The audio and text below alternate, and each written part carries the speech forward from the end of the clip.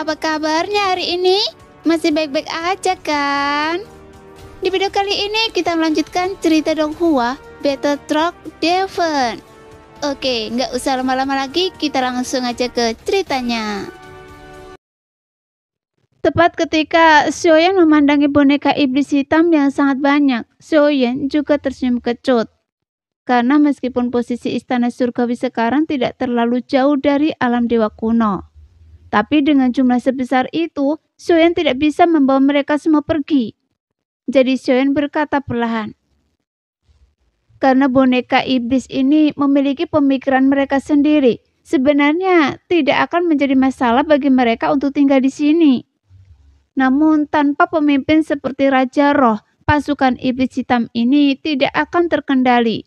Jadi istana surgawi membutuhkan pemimpin baru.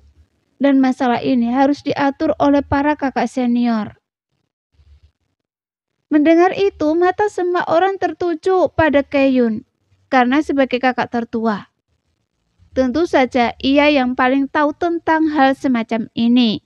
Jadi Keyun mengangguk pelan. Bagaimanapun ini adalah rencana Xiaoyan dan itu adalah hal yang benar untuk dilakukan. Jika kura-kura iblis yang dimurnikan oleh roh-roh hantu ini dibudidayakan dalam jumlah seperti itu, mereka akan menjadi kelompok prajurit yang benar-benar tangguh dan tak kenal takut. Oke, ayo pergi, mari kita kembali ke alam dewa kuno, kata Xiaoyan sambil mengangkat tangannya dan menggambar sebuah lingkaran. Kemudian sebuah lubang hitam mengembun yang memancar dari kehampaan, dan semua orang melangkah masuk. Tuan muda Xiaoyan, saya akan melepaskan kendali mereka dan membiarkan mereka bergerak bebas. Ye Tian mengawali setiap kalimatnya dengan gelar yang penuh hormat. Bahkan di sepanjang hidupnya sebagai iblis, momen-momen sederhana seperti itu dapat dihitung. Bahkan sejak dia hidup di era yang mulia. Bahkan saat itu, meskipun Ye Tian adalah iblis nomor 1 dan hanya orang-orang yang takut padanya. Tapi jika dia bersikap seperti ini, adakah orang yang takut pada iblis seperti dia? Namun, meskipun Xiaoyan penasaran akan hal ini, tapi Xiaoyan juga tahu bahwa Ye Tian tidak benar-benar tunduk padanya. Namun karena panji penekan jiwa yang ditinggalkan oleh Yang Mulia, sehingga kebebasannya dibatasi olehnya. Jadi rasa hormat Ye Tian saat ini kepada Xiaoyan berawal dari fakta bahwa Xiaoyan telah memberinya kebebasan yang begitu lama. Dan karena sebelumnya dia telah disegel oleh Yang Mulia bertahun-tahun yang tak terhitung jumlahnya. Jadi baru setelah Ye Tian merasakan kebebasan, dia selalu merindukan kebebasan tersebut. Jelas Xiaoyan telah melebih-lebihkan sebelum menganiayanya. Oleh karena itu, Xiaoyan sepenuhnya menganggap Ye Tian bodoh.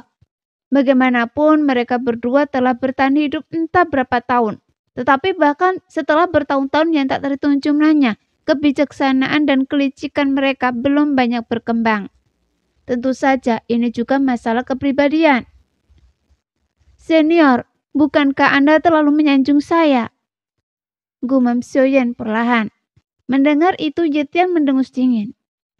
Siapa yang tidak suka mendengar seseorang menyanjung mereka? Lagi pula, iblis ini pada dasarnya tak kenal takut. Bahkan tak seorang pun bisa menahan iblis ini.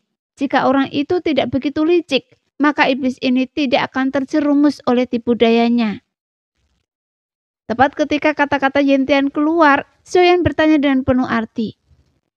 Itu Gu Zhongsheng, dan saya bukanlah dia, tapi hanya reinkarnasinya. Sepertinya Anda telah merencanakan sesuatu untuk melawan iblis ini. Ye Tian langsung menyadari, tapi Xiaoyan tersenyum mendengarnya, lalu berhenti berbicara. Segera sosok mereka muncul tepat di atas alam dewa kuno dalam hitungan nafas.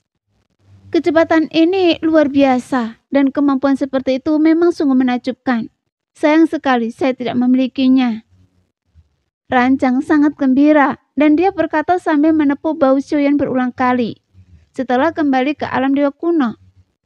Setelah kerumunan bubar, Xiaoyan pergi ke pavilion Qianji untuk menemui ratu lagi. Kemudian dia menceritakan pertempuran dengan istana surgawi. Tapi Xiaoyan tidak berani menceritakan tentang divisi Chang Meishi dan alam dewa kekacauan. karena dia tidak tahu bahwa ratu juga mengetahui keberadaan mereka. Nanfu, apakah Anda tahu tentang orang yang berada di belakang istana surgawi? Apakah Anda pernah berurusan dengan mereka sebelumnya? Xuan bertanya dengan rasa ingin tahu, namun ratu hanya tersenyum dan mengetuk meja. Kemudian seorang pelayan segera mengirimkan sebuah catatan. Sebuah istana surgawi baru telah muncul di kekosongan Dongyuan. Apakah Anda benar-benar membunuh mereka? Tanya ratu. Apakah Anda memiliki lokasi yang lebih spesifik? Tanya Xuan dengan serius. Bagaimana Xuan telah membunuh para raja roh dengan tangannya sendiri, jadi dia ingin melihatnya sendiri. Tidakkah Anda pikir Anda seharusnya mengerti bahwa satu-satunya cara untuk melenyapkan istana surgawi sepenuhnya adalah dengan membunuh pemimpin mereka? Ratu melanjutkan. Anda seharusnya sudah tahu siapa itu. Ratu menggelengkan kepalanya dan berkata. Mendengar itu Xuan sedikit mengernyit karena dia juga memikirkan hal yang sama. Baginya sekarang para raja roh istana surgawi sama sekali bukan ancaman, apalagi seseorang sekuat Yang Mulia. Namun Yang Mulia belum mampu melenyapkan para raja roh ini. Jadi apakah alasan Yang Mulia tidak melenyapkan istana surgawi? Karena ketidakmampuannya menghadapi Sutong. Bisakah para divisi Changmesi dibunuh? Atau apakah mereka benar-benar abadi? Sehingga mereka tidak bisa dibunuh. Atau mungkin mereka hanya bisa dibunuh dengan menemukan orang yang mengenakan topeng Changmesi dan membunuhnya. Namun masih terlalu banyak petunjuk. Apakah Yang Mulia pernah gagal menemukan keberadaan sosok asli si Sutong? Memikirkan hal ini, Xuan tiba-tiba teringat bahwa dia sudah lama sejak mereka mengadakan pertemuan Changmesi dan pertemuan pertama sangat pendiam. Dan peran mereka tidak signifikan. Anda tidak boleh meremehkan mereka dan jangan terlalu memperhatikan mereka, tapi jangan juga diabaikan. Jika mereka menjadi terlalu kuat, mereka perlu ditekan. Selain itu, mereka dapat terhubung dengan dunia luar dan menjadi mata-mata sensi. Ratu menjelaskan perlahan, sehingga Xuan akhirnya melihat isi istana surgawi dan mengerti bahwa istana itu tidak bisa sepenuhnya dihancurkan. Jadi dia tidak perlu terlalu banyak waktu untuk memikirkan mereka. Tingkatkan kekuatan Anda secepat mungkin karena medan perang sensi akan segera dimulai. Xuan, waktu Anda hampir habis. Gumam ratu dengan serius. Xuan mengangguk pelan karena dia juga tahu bahwa perang dengan Taisu tak terelakkan. Meskipun kekuatan Xuan telah meningkat pesat, tapi itu masih jauh dari cukup untuk menghadapi perang seperti itu. Dan bahkan tidak memiliki kemampuan untuk mengubah arahnya. Saya mengerti. Setelah melakukan persiapan, saya akan berangkat ke dunia Sanhe. Kata Xuan sambil mempakaikan tinjunya dan membungkuk. Perlahan, dia meninggalkan pavilion Qianji. Setelah itu, Ratu juga benar-benar tenggelam dalam gulungan lukisan di tangannya. Dia tampak sangat bersemangat untuk menyelesaikannya. Seolah-olah itu lebih penting daripada apapun. Ini harus berhasil untuk berjaga-jaga jika sesuatu yang tidak terduga terjadi. Saya masih bisa membantu Anda. Setelah Xuan pergi, kelelahan Ratu mulai terlihat dan rambutnya mulai memutih. Pada saat yang sama, Xuan juga merasakan sesuatu. Merasakan bahwa kata-kata Ratu lebih dari biasanya. Jadi dia bertanya-tanya, apa efek samping dengan kemampuan Ratu? Tetapi Xuan dengan bijaksana tidak bertanya. Bagaimanapun itu urusan Ratu. Setelah meninggalkan pavilion Qianji, Xuan kembali ke rumah Xiao. Setelah beberapa hari berlalu dan terus berulang kali mencoba berhubungan dengan istri-istrinya. Tapi Krista Yuanzhen tetap tidak terbentuk. Jadi seperti yang dikatakan Ratu, bahwa istri-istrinya kurang beruntung untuk menanggung takdir membangkitkan klan Yuanzhen. Bagaimanapun, hanya orang yang sangat beruntung yang bisa melahirkan anak klan Yuanzhen, baik dengan Ratu maupun dengan Ye Beijing. Namun saat ini, Xuan tidak memikirkannya.